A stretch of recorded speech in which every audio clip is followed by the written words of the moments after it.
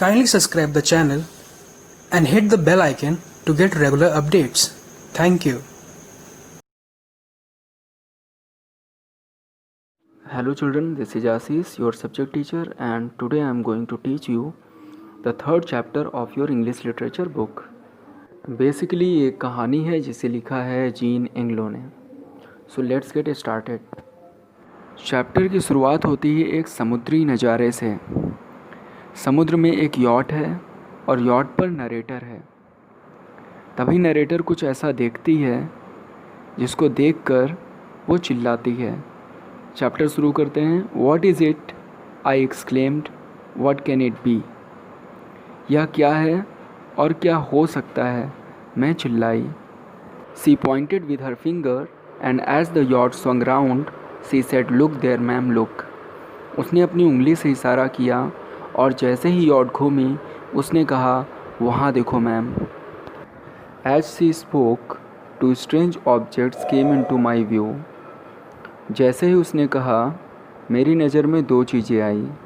One was a great pale moon, sickly and white, hanging and seeming to brood over the horizon. The other, which looked about the same size, was red and seemed to lie close at her side. Sickly means बीमार, brood means विचारों में खोया. एक बड़ा सा लटकता हुआ बेरंग, बीमार और सफ़ेद चंद्रमा जो क्षितिज के ऊपर विचारों में खोया नज़र आ रहा था, और दूसरा लगभग उसी आकार का एक लाल रोशनी जो कि उसके काफ़ी पास दिखाई दे रही थी. Whatever it was the cause of commotion which had been so intense and which now seemed to be already subsiding. Commotion means हंगामा, subsiding means शांत होना या थमना. यह जो कुछ भी था हंगामे का कारण था जो बहुत ही तीव्र था और अब पहले से थमता हुआ दिखाई दे रहा था. I had heard the men called up not 3 minutes before, and now 2 boats were already lowered and Tom was in command of the foremost. अभी 3 मिनट भी नहीं हुए थे जब मैंने लोगों को कॉल करते हुए सुना और वहाँ 2 नाव पहले से ही उतार दी गई. टॉम इसमें सबसे आगे वाली नाव में था. I heard his voice coming from the water and no one prevented me now from rushing to the side to look over. मैंने उसकी आवाज़ को पानी से आते हुए सुना और कोई भी मुझे दौड़कर उस तरफ देखने के लिए नहीं रोक सका. Oh that sight, can I ever forget it? वो नज़ारा क्या मैं कभी भूल सकती हूँ? The fire was spurting from every crevice of the black hull. आग उस बड़े से काले जहाज़ के हर एक दरार से विस्फोट कर रही थी. Her great main mast was gone. उसका एक बड़ा मुख्य स्तंभ जा चुका था. द मिजन मास्ट ले with several great white cells surging about in the water. और इसका मिजन मास्ट जो कि जहाज़ के मुख्य स्तंभ के पीछे होता है वह कई सारे सफ़ेद रंग के पाल के साथ पानी में पड़ा हुआ था. And she was dragging it along with her. Drag का मतलब खींचना. सी वर्ड यूज हुआ है शिप के लिए और जो शिप थी वो उसे अपने साथ खींच रही थी. The foremast only stood and its rigging and sails had not yet caught. Rigging means रस्सियाँ जो पाल को सपोर्ट करती हैं. शिप का केवल अगला स्तंभ ही खड़ा था. इसकी रस्सियों में और पाल में अभी भी आग नहीं लगी थी. The dead silence had succeeded now to the commotion in the vessel. यहाँ पर वेसल वर्ड शिप के लिए यूज हुआ है. जहाज़ पर गहरा सन्नाटा बढ़ता जा रहा था. Men were standing stock still. आदमी अभी भी खड़े हुए थे, perhaps waiting for their orders. शायद वो अपने आदेश का इंतज़ार कर रहे थे. And my uncles were the only eyes that were not strain to follow the leaping and dazzling spires. केवल मेरे अंकल की ही आंखें उन उछलती और चमकीली लपटों का पीछा नहीं कर रही थी. कहने का आशय यह है कि नरेटर के अंकल को इस सारे हंगामे से कोई फ़र्क नहीं पड़ा. Every moment we approached. हम हर पल पास पहुंच रहे थे. Now the first waft of the smoke came in our faces. तभी धुएं का पहला गुबार हमारे चेहरे पर आया। Now we could hear the crackling and rending, the creak and sever and the peculiar roaring noise made by a mastering fire. अब हम उस माहिर आग की चटकने, टूटने, चरमराने, काँपने और अजीब गरजती आवाज़ को सुन सकते थे। I never saw anything like the horrible beauty of that red light. मैंने किसी भी चीज़ को इतना भयानक नहीं देखा जितना कि उस लाल रंग की रोशनी की भयानक सुंदरता। It added tenfold to the terror of the scene to see her coming on so majestically, dragging with her broken spars and great yards and sprawling sails. Sprawling means spread. उस विशाल का जहाज़ को अपने टूटे हुए स्तंभों और बिखरे हुए पाल के साथ जब मैंने आते देखा तो इस नज़ारे ने उस भयानकता में 10 गुना डर और जोड़ दिया। What happens next in the story we will know in the next video. Thank you. Hello students, this is Ashish, your subject teacher, and today I am going to teach you the next part of the story. Hope you came here after watching the previous video. In this video we will know about the next story. The moon went down and in a few minutes the majestic ship supplied all the light to the dark sky and black water. चंद्रमा डूब गया और कुछ ही मिनटों के अंदर उस बड़े से जहाज़ ने गहरे आसमान और काले पानी में हर तरफ आग बिखेर दी। I saw 2 little dark boats nearing her. मैंने उसके पास 2 छोटी डार्क बोट्स देखी। Knew that my brother was in the foremost. मुझे पता था कि सबसे आगे वाली नाव में मेरा भाई है। एंड सूक विथ फियर, और मैं डर से काँप गई।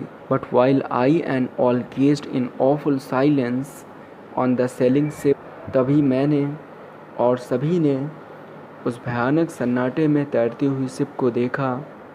The flames spread themselves out like curing fans. आग की लपटें झगड़ालू फैंस की तरह फैल चुकी थी। I saw every sail that was left in an instant bathed in flames.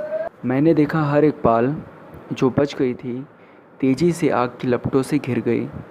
A second burst came raging up from below, blackening and shrivelling everything before it. दूसरा धमाका नीचे से हुआ और उसने अपने सामने आने वाली हर एक चीज़ को झुलसाकर काला कर दिया। Then I saw the weltering fire run down again and still the wreck plunging her bows in the water came rocking on and on. फिर मैंने भड़कती हुई आग को दोबारा नीचे आते देखा और वह जहाज़ का मलबा अभी भी पानी में उतराते हुए लगातार हिचकोले खा रहा था। The black water took in and quenched all the blazing top hamper. यहाँ टॉप हैम्पर शिप के लिए यूज हुआ है। काला पानी अंदर आया और उसने जलते हुए शिप की आग को बुझा दिया। And still the awful hissing was Audible. जब हम किसी गर्म चीज़ पर पानी डालते हैं तो एक साउंड आता है, that is called the sound of hissing.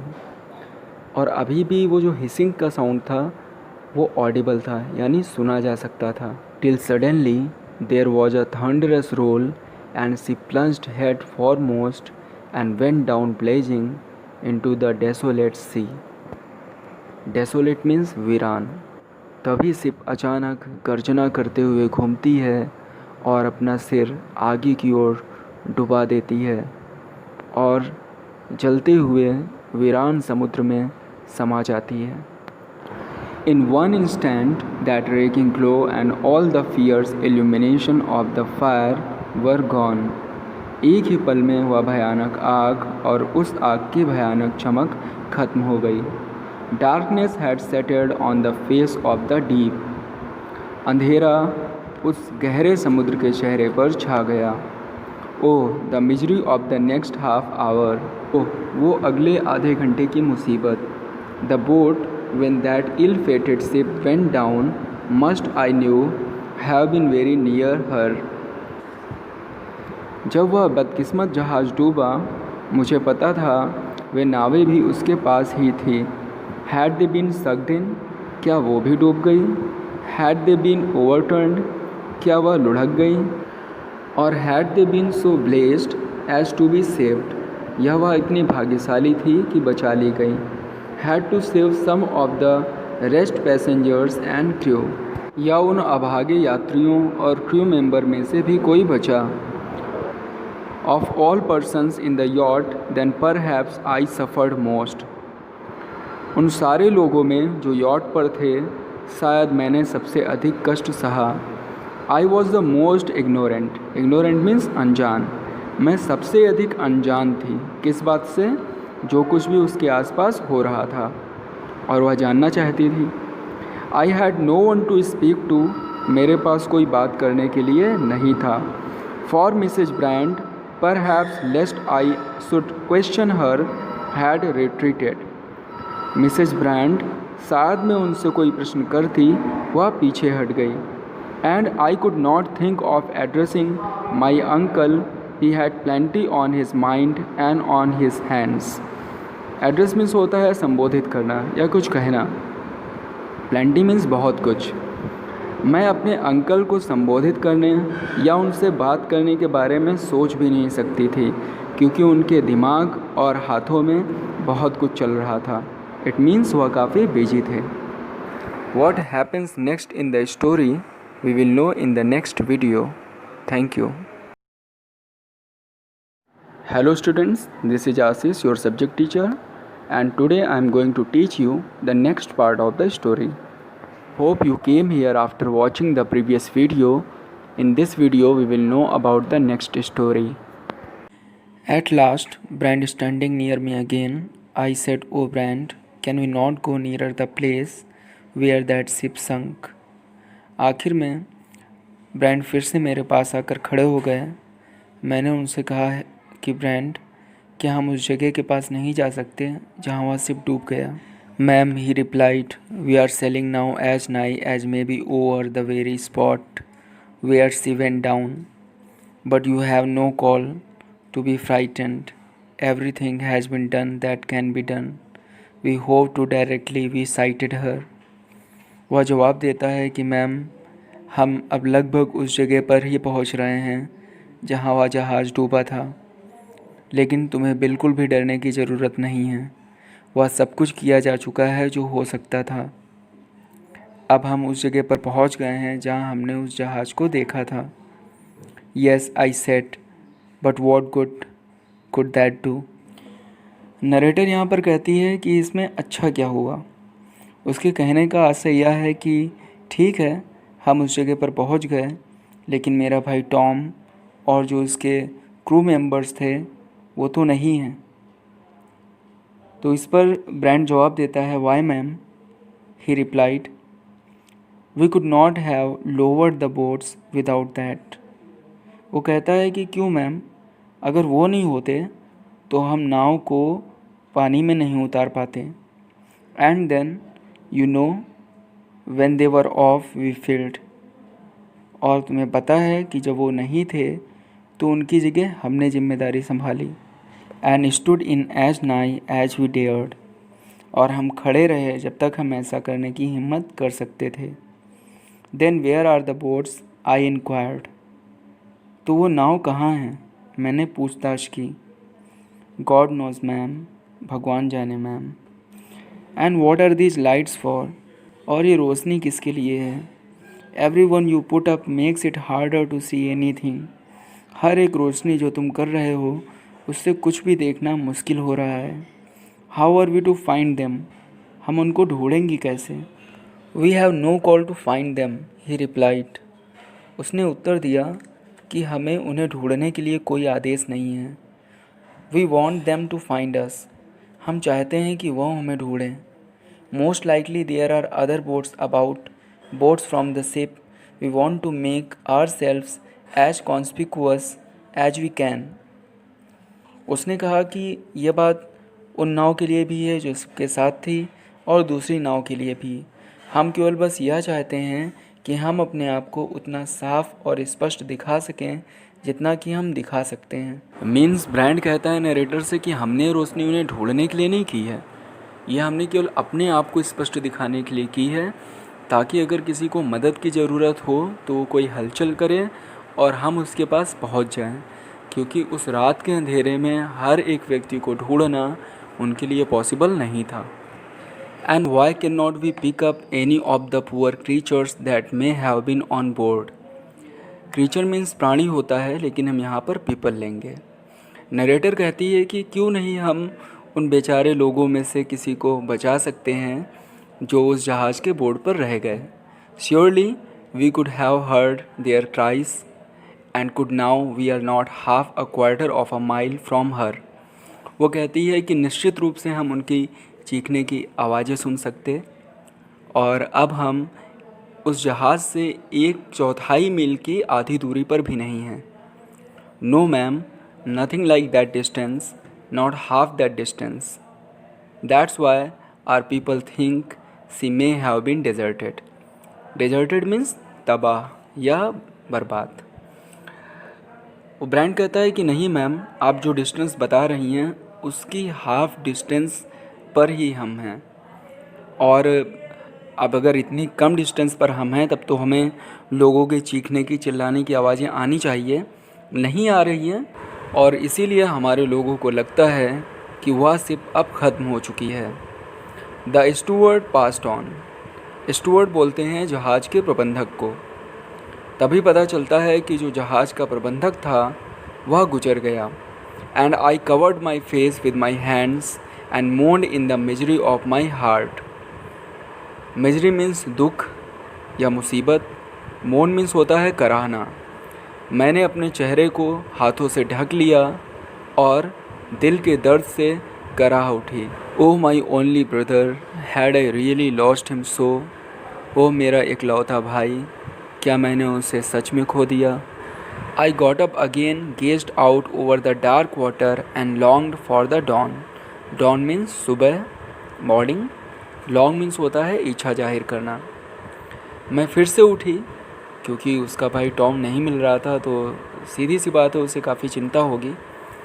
वह उठी और उसने उस काले पानी को निहारा और सुबह होने की इच्छा जाहिर की, यानी वो सोच रही थी कि जल्दी से सुबह हो जाए।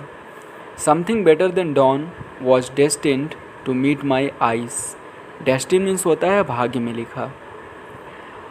सुबह से भी अच्छा शायद कुछ था जो मेरी भाग्य में लिखा था और मेरी आँखों को नज़र आया। Between us and I spar that still glowed, two dark objects stood suddenly. हमारे और एक जहाज़ के स्तंभ के बीच, जो कि अभी भी चल रहा था, 2 डार्क ऑब्जेक्ट्स अचानक नज़र आए। अ boat and black figures and moving ores another behind her. एक नाव और कुछ काली आकृतियाँ और उसके पीछे चलते पतवार। I shall never forget with what a thrill of joy I heard our people cheer. मैं कभी नहीं भूलूंगी कि इस रोमांच के साथ मैंने लोगों को खुशी मनाते सुना। इन 10 minutes we could hear the stroke of their oars, and directly after Tom was on deck and his crew with him. 10 minute में ही अब हम उनके पतवारों की आवाज़ को सुन सकते थे, और फिर उसके बाद हम टॉम को भी देख सकते थे जो डेक पर बैठा था, और उसके साथ उसका क्रू मेंबर भी था। God bless you, said my uncle to Tom, anybody saved. मेरे अंकल ने टॉम से कहा, गॉड ब्लेस यू, क्या कोई बचा। One said Tom, only one sir. Tom ने कहा, एक, केवल एक बचा है सर। यहाँ टॉम किसकी बात कर रहा था? यहाँ टॉम अपने खुद की बात कर रहा था।